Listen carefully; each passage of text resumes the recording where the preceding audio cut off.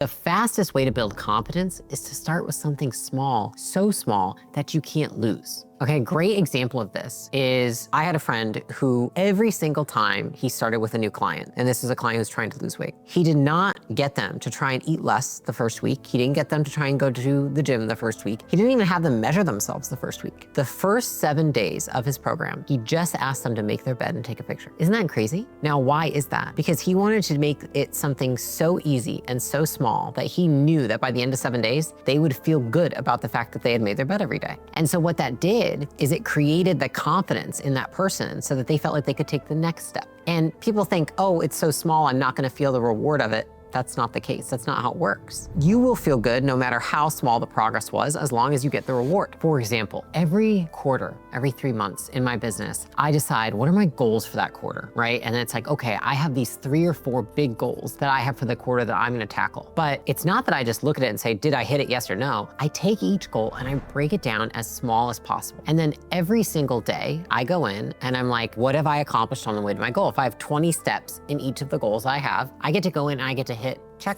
check, check. And it's funny because if I look at these goals, it feels very overwhelming until I realize that almost every day I'm checking off at least one piece of one goal. And that has helped me so much in realizing that if I were to try and tackle all 4 of those goals in 1 week, I'm gonna stumble, I'm probably gonna fail, right? And then I'm gonna be really upset at myself. I'm gonna feel bad, I'm gonna beat myself up. I'm gonna have less energy to attack the next thing. But if I break it down into small steps and I just focus on, can I just accomplish 1 step a day? Then I realize like I feel a sense of momentum and I feel good about myself. I feel like, wow, I'm making progress. I'm the kind of person who keeps their word. I'm the kind of person who achieves their goals. Versus the other narrative, which is you try to take on something too big and then you're like, I'm the kind of person who doesn't achieve their goals. I don't feel good about myself. And then you spend all this time beating yourself up because you set a goal that was too big and is unrealistic. The frame I use is tiny tweaks.